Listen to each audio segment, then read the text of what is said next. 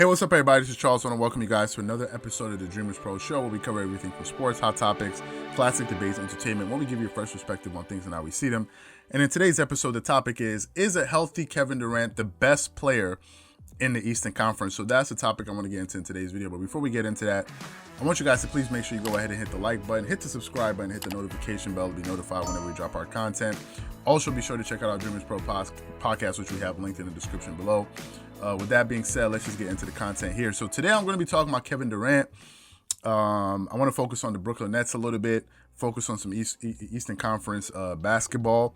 We're definitely going to be doing some Nets videos as the season progresses, because those are that's one of the major storylines that I'm most intrigued by in the Eastern Conference, given the fact that a lot of people picked them to be a legitimate contender coming out of the East, but the East seems to be getting better every single year. And for me, I'm going to be really interested to see how they perform. I'm very curious to see how Kevin Durant performs. So let's talk about Kevin Durant for a second, and let's look at his career as a basketball player. Now, Kevin Durant is one of the most decorated players probably of all time. He's a two-time NBA champion, two-time Finals MVP. He won the regular season MVP award in 2014. He's had 4 scoring titles. The guy's been a 10-time All-Star. He's been on 9 All-NBA teams. And he's been a part of the 50-40-90 club, which means you shoot 50% from the field, 40% from the three, and over 90% from the free throw line. And that just speaks to the level of efficiency that he has as a scorer. Kevin Durant is the best scorer in basketball. I think a lot of people kind of confuse somebody that scores a lot of points and thinks that person is a great scorer. No. James Harden scores a lot of points. James Harden, and if they're Harden fans, they're going to get offended. That's really your business. James Harden is a two-dimensional scorer, in my opinion. James Harden is going to do one or two things. He's either going to hit a step, he's going to go for a step back three. Number one, which makes him very, very predictable. He's either going to go for the step. Now, he makes it, but he's either going to go for the step back three, or he's going to dribble, either get a pick and go to the basket, or to get drive to the basket, or get a lob. Essentially, those are James Harden's two moves. If I ask you to describe to me what is Kevin Durant's go-to move, and his go-to move is every move. Kevin Durant can do every single thing that James Harden can do, but James Harden cannot do the things that Kevin Durant does. Kevin Durant can beat you going left. He can beat you going right. He can pull up from the three-point line at pretty much any distance. He can play out of the post. When was the last time you saw James Harden hit a turnaround jumper? When was the last time you saw him hit a fadeaway jump shot? Kevin Durant can play from the post. He can play from the mid post. He can play from the top of the key. He can pull up, and Kevin Durant doesn't even need to dribble to shoot above you. He can just jab step and pull up. Why? Because the guy is 7 foot tall. If I look at Kevin Durant at his height, he is 6'10". If you put on his basketball shoes, 6'11". By the time so he's basically 7 feet tall. By the time he jumps in his release, his apex, you're not blocking that shot.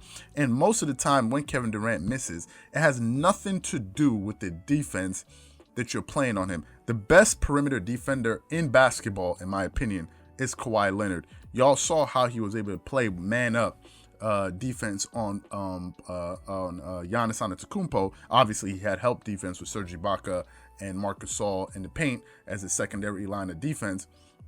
But he can't guard Kevin Durant. He cannot guard Kevin Durant. He's not big enough, right?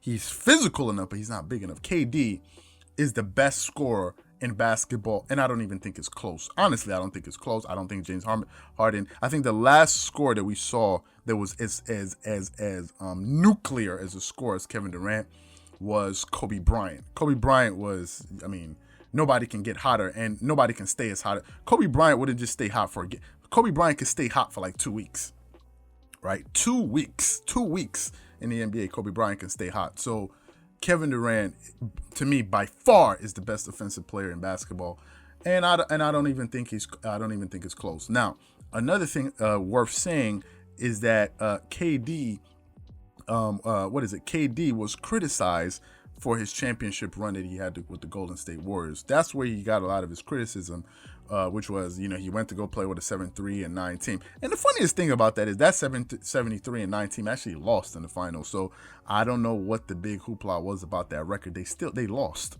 in the NBA finals. So 73-9, but you lost, right? So they lost and they got Kevin Durant, which kind of made things unfair. I will admit that it made things unfair, but no one in their right mind, and that's why I said no one in their right mind, would ever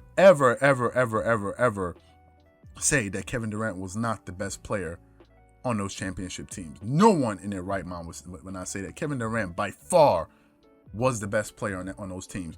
And it wasn't even close. Again, I hate saying this, but it was not even close. Stephen Curry was not even a close second. And I know Stephen Curry is great.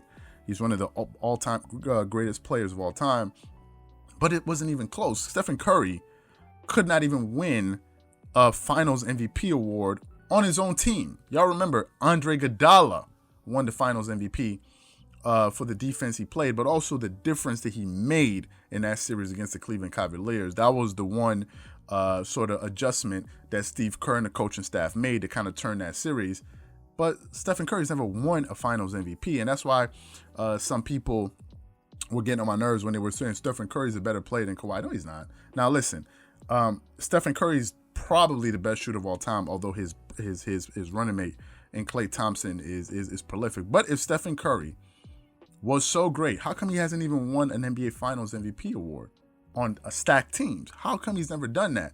Because he's never been the best. I mean, yes, when Kevin Durant was there, he was not the best player. And for people that feel like Stephen Curry is so great and this and this and this, so if he was so great, how come he couldn't help them beat the Toronto Raptors if he was that good? No, KD would have made was completely different. But Stephen Curry never dreamed of playing the defense that Kawhi Leonard plays, and also Kawhi Leonard is a very, very, very efficient overall scorer from the field.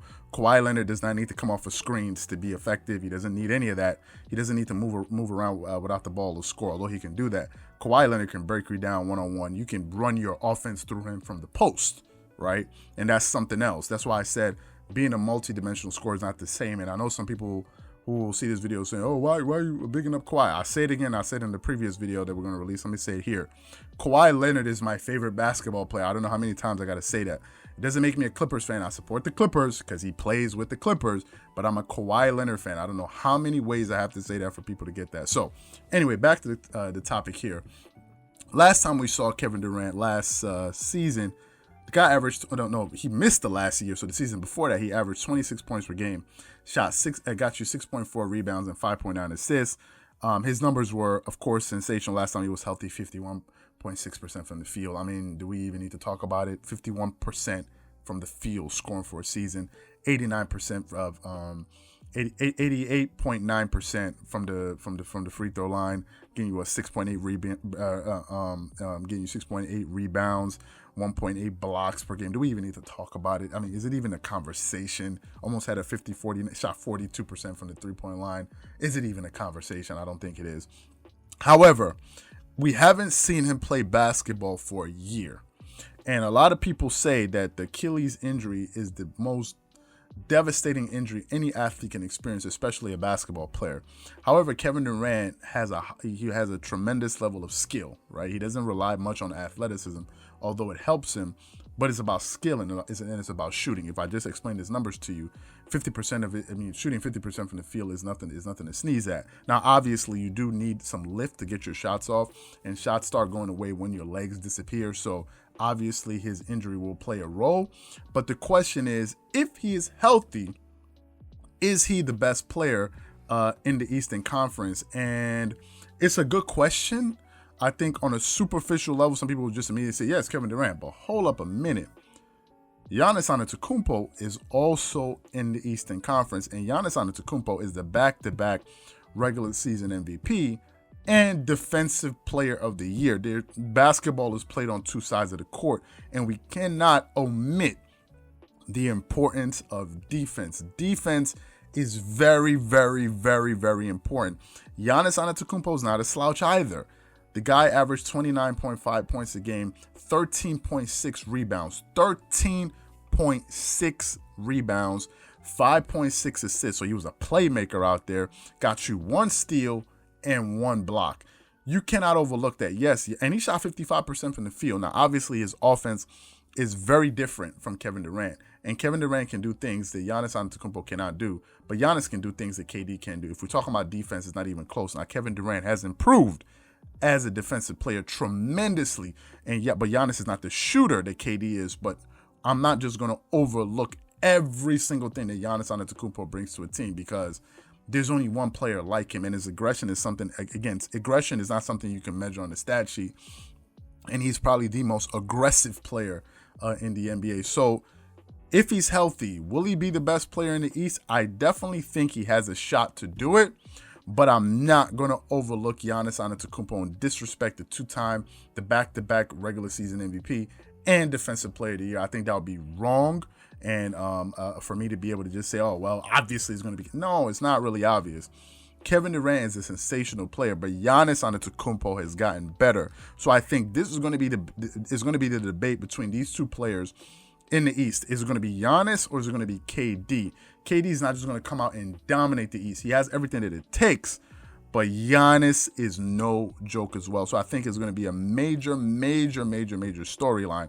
If he is healthy, absolutely he's a top 2 player in the Eastern Conference for sure. And it all really comes down to preference and what you like. Some people may pick KD, some people will pick Giannis. For me, I think it's going to be a very interesting, debate and question to pay attention all season long. Let's see how he comes back from his Achilles tear. A lot of people expect the Brooklyn Nets to be very successful. So I think it's going to be a very interesting storyline in the Eastern Conference. So what I want to know from you guys is, do you think if Kevin Durant is healthy, he's the best player in the Eastern Conference? If you do think so, let me know why you think so in the comment section below. If you disagree, let me know why you think otherwise. Once again, this is Charles here from Dreamerspro. Hope you guys enjoyed the content. If you haven't subscribed to the channel, make sure you go ahead and hit the subscribe button, hit the notification bell to be notified whenever we drop our content. Once again, wishing you guys an amazing day and catch you guys on the next episode. Peace.